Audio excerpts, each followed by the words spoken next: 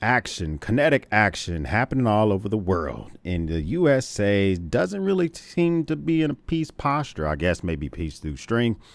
But U.S. Southern Command is doing a lot of kinetic action. We have all sorts of strikes going on in Africa. We have stuff going on in the Middle East. We are taking out Houthis and all sorts of stuff. And then guess what else we have going on? We are now worried about Boko Haram in good old Nigeria, a country with over 200 million people in a state that's barely the size of Texas, or barely, it's bigger than the size of Texas, but 230 million people. The country's existed for less than 100 years. And I guess reportedly, allegedly, Boko Haram is, well, I'm going to say allegedly, they are taking out a whole lot of Christians in the country of Nigeria, but also a lot of Muslims as well. And now there's a possibility that the USA is going to be doing kinetic activity as well. Let me just tell you the difference between the two, how this can affect us all over the place. First off, I just talked about Venezuela, and the president is still mulling over the possibility of doing strikes inside of Venezuela and directly targeting President Maduro, seizing Venezuela oil fields. It's about that oil, baby. I told y'all last week, and it's still the same thing today. President Trump is reviewing plans to potentially target Venezuela, including potential military strikes, seizing Venezuela oil fields, and even removing President Nicolas Maduro from power, according to a report published by the New York Times today, November 4th, 2025. The president is hesitant to approve these plans that will put American troops at risk. That is the thing I wanted to highlight. We're at that moment where if you have loved ones, you yourself are in the military, that we're once again possibly thinking about putting American troops in harm's way. Because no matter how we do this, there's just so many different ways that we have to think about. We have to think about how this could affect us. Because if we do a full invasion, we're going to take casualties. I don't care how we think about it, how we look at it. It's something that's going to happen. OK, whether the Navy's bombarding the coast and Marines are going in first and Green Berets or whatever, casualties, or we do it a different way. Maybe we use CIA in conjunction with Delta Force and Green Berets to train insurgents on the ground.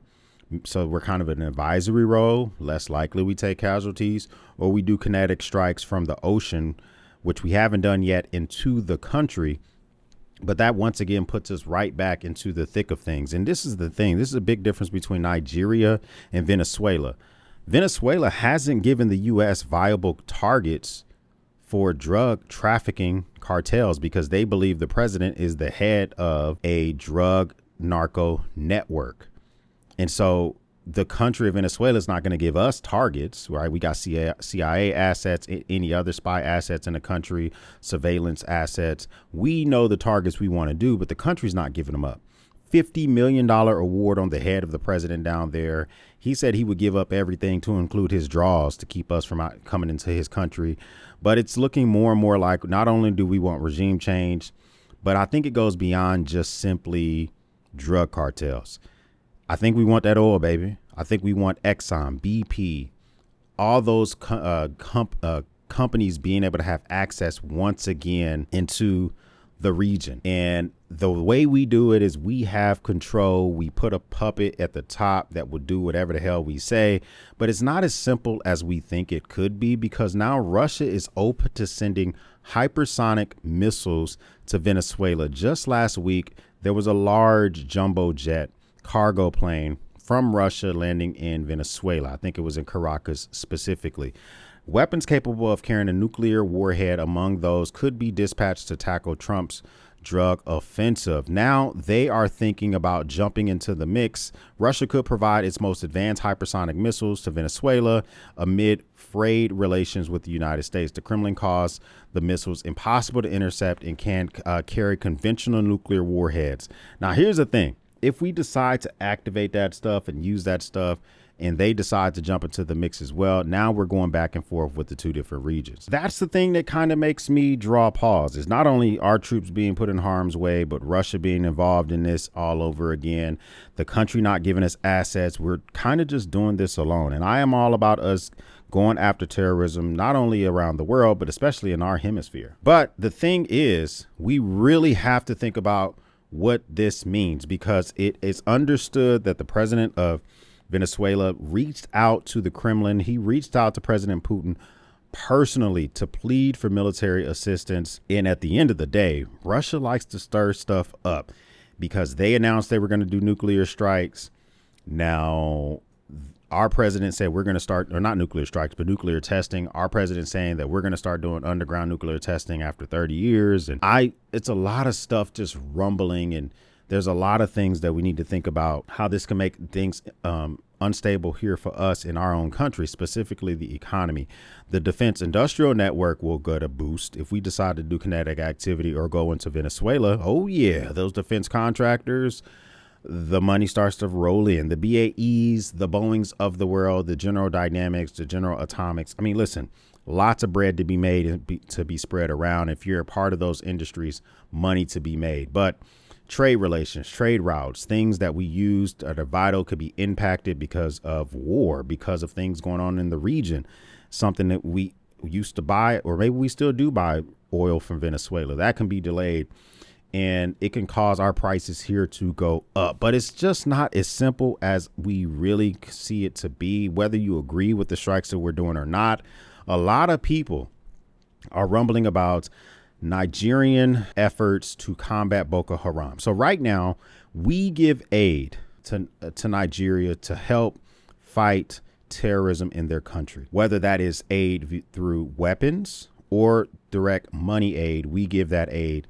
And the President Trump, is thinking about revoking that aid because they're not doing enough to prevent the killing of Christians in the country. Nigeria rejects this, and they say that they're trying. Basically, they pinky promise that they're trying their best. But they said the U.S. cannot unilaterally carry out any military strikes in operation in Nigeria over its claim of Christian persecution in the West African country. Nigerian presidential spokesman told the Associated Press. And here's the thing. This is the direct contrast with Venezuela and Nigeria. With Venezuela, we're not asking for effing permission. You know, we're already starting strikes with vessels that are in the Pacific or in the Caribbean and international waters. We've already put some bodies into the earth. We're not asking for permissions. We don't need strikes. Nigeria wants our help. They're like, hell yeah, man. Boko Haram, established in 2009. You remember that group? 2014, they took all those girls from that camp, and it kind of was a big story, and it kind of went away for a while.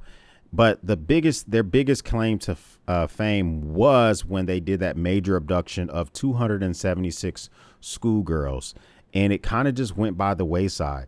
But since then, in that total span, they have killed over 6,600 people in the region, and most of it has been in Nigeria.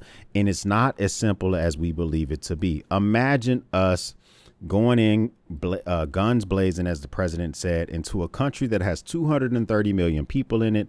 It's bigger than Texas. It's extremely complex. Half the country's Christian, half the country's Muslims. Like, how do we go in and actually do these precision type of strikes in a country that's willing to allow our help, but they saying we can't do it unilaterally? Next to them is a country called Mali, which is literally hours, if not days, away from being completely taken over by an Islamic terrorist group for the first time ever. So now you're going to have Mali, which could be a launching ground for them to do terrorist attacks and do all sorts of stuff in the region. You got Boko Haram in the northern part of Nigeria, which is doing all sorts of stuff when they're targeting farmers and Christians and Muslims that they don't think are Muslim enough. I feel like we're just all over the place. I feel like that our assets are being used a lot. And I feel like we American people are going to be open to making sure that we protect ourselves. Now, Nigeria's cyber ability, I don't know how strong it is. Venezuela's cybersecurity is not that strong, but the things that they could do to directly counter us is not going to be attacks on our homeland.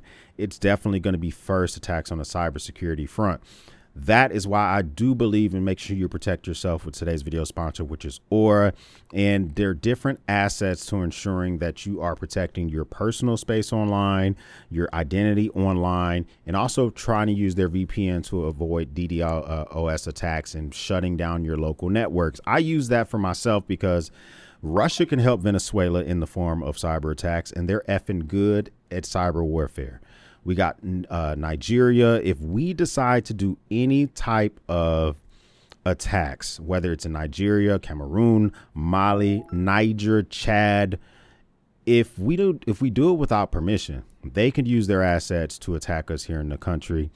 And I am grossly worried about my cyber footprint for myself, any of my 5 kids, my wife, or anyone else. That's why I use OR to protect myself.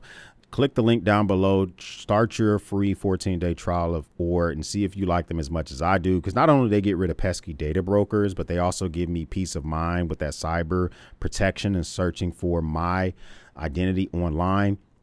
If I like them, I think you will too. And so we have so much going on, all the way from the abduction of those schoolgirls by Boko Haram in 2014, went quiet during first Trump presidency, although they were killing lots of Christians and lots of Muslims during that time frame. And now they're back in the news. We have so much stuff going on. We've been doing strikes in Sudan, South Sudan, rather. We've been doing stuff going on in Venezuela. We've been supporting the Ukrainians. We have stuff going on possibly in Nigeria. It just feels like a lot. I'm hoping that we're able to not have to use more of our assets, especially our troops, for any of this stuff. I like the peace. Give me the peace president. give me the one that wants the Nobel Peace Prize for how many wars are being ended versus starting new ones. First time stopping by, hit the subscribe button. I would love to have you part of the battalion. If this is not your first time stopping by, well, thank you once again for watching me run my great. For everyone else, we'll speak soon.